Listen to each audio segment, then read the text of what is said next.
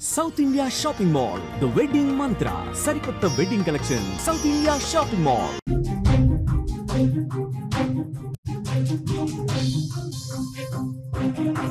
కుటుంబ విలువలు సమాధి అయ్యాయి. అక్రమ సంబంధాలు రాజ్యమేలుతున్నాయి. ఒకప్పుడు అనుమానపు మొగుడు భార్యల్ని వేధించుకు తినేవాడు. కథ మారుతోంది. బాయ్ ఫ్రెండ్ కోసం భార్యలు భర్తలకు మర్డర్ స్కెచ్లకు ఇస్తున్నారు. అది కూడా పెళ్లై నెల రోజులు కూడా గడవక ముందే భర్తను సుపారీ ఇచ్చి హత్య చేయించిన భార్య కథ వింటే ఇది నిజమనిపిస్తోంది. మేఘాలయలో హనీమూన్ హత్య కేసులో ఇదే జరిగింది. అఫీలో ఉన్న లవర్ కోసం కట్టుకున్న భర్తను కిరాయి హంతకులను పెట్టి హత్య చేయించింది సోనం. పెళ్లైన 11 రోజులకే భర్త ప్రాణాలు తీసింది. హత్యకు కారణం ఏంటని పోలీసులు ఆరా తీస్తే ఎంక్వైరీలో భయంకర నిజాలు వెలుగులోకొస్తున్నాయి. నైట్ షిఫ్ట్ లో ఉద్యోగం చేసే సోనం ఆఫీస్ లో తనకంటే 5 ఏళ్లు చిన్నవాడైన రాజ్ కుష్వాతో అక్రమ సంబంధం పెట్టుకుంది. ఏ విషయాన్ని కుటుంబ సభ్యుల దగ్గర దాచిపెట్టి రాజా రఘువంశీని పెళ్లి చేసుకుంది. పెళ్లిలో ఎంతో సంతోషంగా కనిపించిన సోనం భర్తను హనీమూన్ కు తీసుకెళ్లి హత్య చేయాలని డిసైడ్ అయింది. ఇందుకు లవర్ రాజ్ కుష్వా సాయం తీసుకుంది. మధ్యప్రదేశ్ నుంచే 3 కిరాయి హంతకులను మేఘాలయకు పిలిపించి వాళ్లు స్టే చేసిన సుహ్రారీం దగ్గర అతని హత్యకు ప్లాన్ చేసినట్లుగా తెలుస్తోంది. మే 22న వీళ్లు హనీమూన్ కు వెళ్తే మే 23నే రాజా రఘువంశీని హత్య చేసింది. హత్య సమయంలో సోనం కూడా అక్కడే ఉందని పోలీసులు ఇన్వెస్టిగేషన్ లో తెలుస్తోంది. ఇందుకే ఈ మర్డర్ స్కెచ్ ఎలా వేసింది అనే వివరాలు మా న్యూస్ ఎడిటర్ తిరుమల అందించే ప్రయత్నం చేస్తారు. తిరుమల, రఘువంశీ సోనం ఇష్యూ ఎంత పెద్ద సంచలనం సృష్టించిందో తెలుగు రాష్ట్రాల్లో మనం చూస్తూనే ఉన్నాం. అసలు ఏం జరిగింది, సీన్ టు సీన్ చెప్పే ప్రయత్నం చేయండి.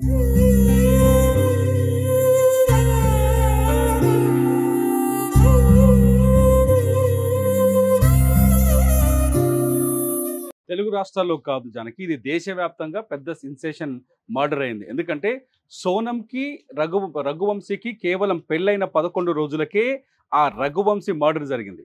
సోనమే ఈ హత్య చేసినట్టుగా స్పష్టంగా అర్థమవుతోంది. హత్య చేసిన సమయంలో అంటే మధ్యప్రదేశ్ నుంచి వీళ్ళ చాలా తెలివైన స్కెచ్ చేసింది.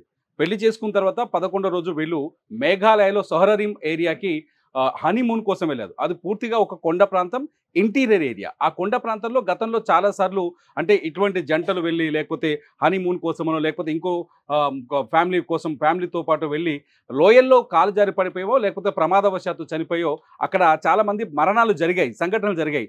సేమ్ తన భర్తను కూడా అటువంటి సీన్లో ఇరికించాలనే ప్లాన్ వేసింది సోనం. సోనం తెలివితేటలను ఒక్కసారి ఇక్కడ మన ప్లాన్ చూసుకోవాలి.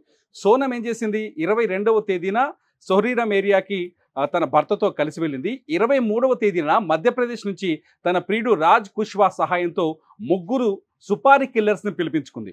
ఈ 3 సుపారీ కిల్లర్స్ సోనంని అట్లాగే రఘువంశీని సొహరీరం ఏరియాలో కొండ ఎక్కుతున్న టైంలో, అక్కడ ఒక టూరిస్టు ప్లేస్ ఉంది, ఒక కొండ ప్రాంతాన్ని వీళ్ళు ట్రెక్కింగ్ చేస్తున్నారు. ఆ టైంలో వీళ్ళు 3 వచ్చి వాళ్ళని కలిశారు. ఆ టైంలోనే ఈ మర్డర్ జరిగినట్టుగా అనుమానిస్తున్నారు. అయితే సోనం భర్తతో పాటు వాళ్ళ ఫ్రెండ్స్ అని పరిచయం చేసినట్టుగా తెలుస్తుంది. ఫ్రెండ్స్ ఆ 3 కలిసి, ఈ 4 కలిసి కొంతసేపు ఆ ఏరియాలో విహరించారు. ఆ తర్వాత రఘువంశీని కిందకి కొండ దిగిన తర్వాత దారుణంగా కత్తితో పొడిచి చంపినట్టుగా తెలుస్తుంది. చంపేసి డెడ్ బాడీని అక్కడే వదిలేసి వెళ్ళారు. అయితే డెడ్ బాడీ దొరికిన ప్లేస్లో సోనంకి సంబంధించిన కొన్ని వస్తువులు కూడా దొరికాయి. సోనంకి సంబంధించిన ఒక మెడిసిన్ స్ట్రిప్ దొరికింది, సోనంకి సంబంధించిన ఒక వైట్ జాకెట్ దొరికింది, అట్లాగే ఆమె ఫోన్ పైన ఉండే స్క్రీన్ గార్డ్ దొరికింది. ఇది చూసిన తర్వాత మేఘాలయ పోలీసులు చాలా స్పష్టంగా ఒక నిర్ణయానికి వచ్చారు. సోనం ఖచ్చితంగా ఈ హత్య చేసి ఉంటుంది అని ఒక నిర్ధారణకు వచ్చారు. యాక్చువల్గా ఈ కథలో ఫస్ట్ ఒక రకమైన మిస్టరీ కొనసాగింది. ఎప్పుడైతే రాజవంశీ 22వ తేదీ నుంచి 23వ తేదీ నుంచి రఘువంశీ సోనం ఇద్దరు కనిపించకుండా పోయారు. కనిపించకుండా పోవడం ఒక పెద్ద బ్రేకింగ్ అయింది. దేశవ్యాప్తంగా వీళ్ళిద్దరు ఒక హనీమూన్కి వెళ్ళే జంట అదృశ్యం అవడం మిస్టరీగా మారిందని ఒక చర్చ జరిగింది. దీనిపైన ఏకంగా మేఘాలయ సీఎం సంగ్మాంగ్ కూడా చాలా తీవ్రంగా స్పందించారు. కనిపించకుండా పోయిన ఆ భార్యాభర్తల్ని వెంటనే ట్రేస్ చేయాలని ఆర్డర్స్ వేశారు. దీంతో మేఘాలయ డీజీపీ ఏకంగా కేసుని డైరెక్ట్గా ఇన్వాల్వ్ అయి ఇన్వెస్టిగేట్ చేస్తే చివరికి రఘువంశీ డెడ్ బాడీని జూన్ 2వ తేదీన సొహరీరం కొండ ఏరియాలో లోయలో ఒక డీప్ లోయలో కనుగొన్నారు.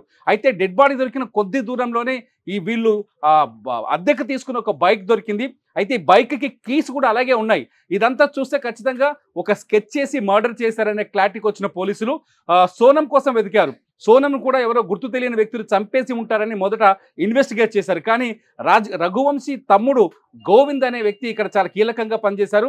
గోవింద్ ప్రభుత్వం పైన ఎప్పటికప్పుడు ఒత్తిడి తెచ్చాడు, పోలీసుల పైన ఒత్తిడి చేశాడు. అనుమానం సోనం పైనే ఉంది, సోనం చనిపోలేదు, సోనం ఖచ్చితంగా బతికే ఉంటుందనే కోణంలో ఆయన కూడా కొంత పోలీసులకు సమాచారం ఇచ్చారు.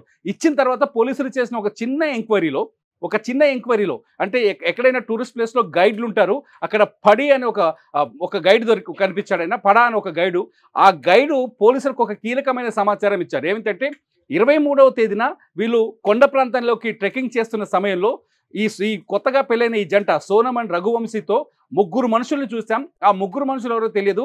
నేను వెళ్ళి వాళ్ళకి గైడ్గా సహకారం చేయడానికి అడిగితే వాళ్ళు చాలా తెలివిగా నన్ను వద్దన్నారు. వారించి ఇంకొక గైడ్ని తీసుకొని వెళ్ళిపోయారు.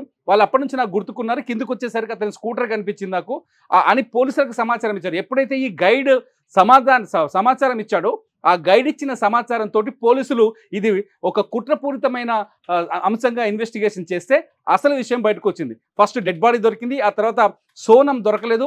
సోనం కోసం గాలి ఇచ్చారు. గాలిస్తున్న సమయంలోనే సోనం అక్కడి నుంచి తప్పించుకొని వచ్చి గజియాబాద్ వచ్చింది. గజియాబాద్కి వచ్చిన తర్వాత ఇక్కడ పోలీసులకు లొంగిపోయిన తర్వాత కానీ తెలియలేదు సోనమే ఈ మర్డర్ చేసిందని. సోనం పోలీసుల ముందు లొంగిపోయి నేనే ఈ హత్య చేశానని చెప్పడంతో మేఘాలయ పోలీసులేమని ఇప్పుడు అదుపులోకి తీసుకున్నారు. చాలా పక్కగా అసలు ఎందుకు ఇంత పెద్ద స్కెచ్ చేసిందని ఆలోచిస్తే సోనం నైట్ షిఫ్ట్లో పనిచేసేది. ఈమె ఇండోర్లో ఉంటుంది. సోనంది ఇండోరే, రఘువంశీది కూడా ఇండోరే, మధ్యప్రదేశ్లోని ఇండోర్. వీళ్ళిద్దరు ఇష్టపూర్వకంగానే పెళ్లి చేసుకున్నారు. రెండు కుటుంబాలు ఒప్పుకున్నాయి. సంప్రదాయబద్ధంగానే పెళ్లి నిర్వహించారు. 11 రోజుల ఈ పెళ్లిలో చాలా సంతోషంగా ఆనందంగా కనిపించింది సోనం. ఒక్కరోజు కూడా భర్త పైన వ్యతిరేకంగా కనిపించలేదు, పెళ్లిని వ్యతిరేకిస్తున్నట్టు కనిపించలేదు. కుటుంబ సభ్యులందరికీ చాలా హ్యాపీగా కనిపించింది. అదే హ్యాపీ మూమెంట్లో మేఘాలయకు భర్తను తీసుకొని హనీమూన్కి వెళ్ళింది. కానీ సెకండ్ ట్రాక్లో సోనం చాలా తెలివిగా ప్రియుడు రాజ్ కుష్వాని పట్టుకొని భర్త రాజ్వంశీని మేఘాలయలో లేపేయాలని స్కెచ్ వేసింది. ఈ స్కెచ్ని ఎవరు గుర్తించలేకపోయారు. కారణం ఏంటంటే రాజ్ కుష్వా సోనం కంటే 5 ఏళ్ళు చిన్నవాడు. వీళ్ళ ఆఫీస్లో పనిచేస్తాడు. రాజ్ కుష్వా సోనం ఇద్దరు ఒకే ఆఫీస్లో పనిచేస్తారు. వాళ్ళిద్దరి మధ్య ప్రేమ అనుకున్నారు, కానీ అది ప్రేమ కాదు, వివాహేతర అంటే అక్రమ సంబంధం అనే అనుమానాలు వ్యక్తం చేస్తున్నారు ఇండోర్ పోలీసులు. సో ఆ 5 ఏళ్ళు చిన్నవాడు కావడంతో ఏం చేయాలి అసలు ఇంటి దగ్గర అంటే కుటుంబ సభ్యులకేమో పరిచయం చేయలేని పరిస్థితి, పెళ్లి చేసుకుంటానని అడగలేని పరిస్థితి. సో ఏం చేయాలో అర్థం కాక భర్తని చంపేసి హాయిగా ఇద్దరం సెటిల్ అవుదామని ఒక పిచ్చి ఐడియాతోటి ఈ మొత్తం స్కెచ్ చేసినట్టుగా అర్థమవుతోంది. మొత్తానికి ఎవరైతే సోనం లొంగిపోతే కానీ ఇది హత్య అని సుపారీ మర్డర్ అనే విషయం వెలుగులోకి రాలేదు. ఒక్కసారి ఎందుకంటే ఈ కేసు ఎందుకు ఇలా తెలుగు రాష్ట్రాలు కూడా చర్చించుకోవాల్సి వస్తుందంటే కేవలం పెళ్ళైన 11 రోజుల్లోనే భర్తని మర్డర్ చేయడం, 11 రోజుల్లోనే అంటే ప్రియుడిని దాచిపెట్టి ప్రియుడి కోసం భర్తని చంపేయడం అనేది ఓ సెన్సేషనల్గా మారింది. ఈ ఇష్యూ మేఘాలయ టూరిజంకి చాలా ఇంపార్టెంట్ ప్లేస్. అది మేఘాలయ ప్రభుత్వం దీన్ని సీరియస్గా తీసుకోవడం, మేఘాలయ ప్రభుత్వం దీనిపైన ఎంక్వైరీ చేయడం, ఏకంగా ముఖ్యమంత్రి ఈ కేసు విచారణలో ఇన్వాల్వ్ అయి ఉండడంతో ఒక్కసారిగా నేషనల్ వైడ్గా సెన్సేషన్గా మారింది జానకి ఈ కేసు. రైట్ తిరుమల. మొత్తంగా మనం చూస్తే కుటుంబ విలువలు సమాధైనట్లుగానే కనిపిస్తున్నాయి. అక్రమ సంబంధాలు రాజ్యం వెళ్తున్నాయి. ఒకప్పుడు అనుమానపు మొగుడు భార్యల్ని వేధించుకు తినేవాడు. కథ మొత్తం మారుతుంది. ఇదే విషయం మళ్ళీ మనకి సోనం కూడా నిరూపించిందని చెప్పుకోవచ్చు. సోనం కూడా ఏం చేసింది, మే 11న పెళ్ళైతే ఇప్పటి వరకు కూడా చాలా కథ నడిపించింది. మొత్తానికి ఫైనల్ గా ఆమె లొంగిపోయిన పరిస్థితి కనిపిస్తుంది. భర్తను నేనే చంపాను అని చెప్పి అక్రమ సంబంధం పెట్టుకొని తనని పెళ్లి చేసుకొని అంతం చెయ్యాలి అనే దానికి క్లియర్ గా వచ్చినట్లుగా కనిపిస్తుంది. అది కూడా పెళ్ళై నెల రోజులు కూడా గడవక ముందే భర్తను సుపారీ ఇచ్చి హత్య చేయించిన భార్య కథ వింటే ఇది నిజమని అనిపిస్తుంది. మేఘాలయలో హనీమూన్ హత్య కేసులో ఇదే జరిగింది. మేఘాలయ ప్రభుత్వం కానీ అక్కడ పోలీసులు కానీ ఈ కేసుని ఛాలెంజింగ్ గా తీసుకున్నారని చెప్పుకోవచ్చు.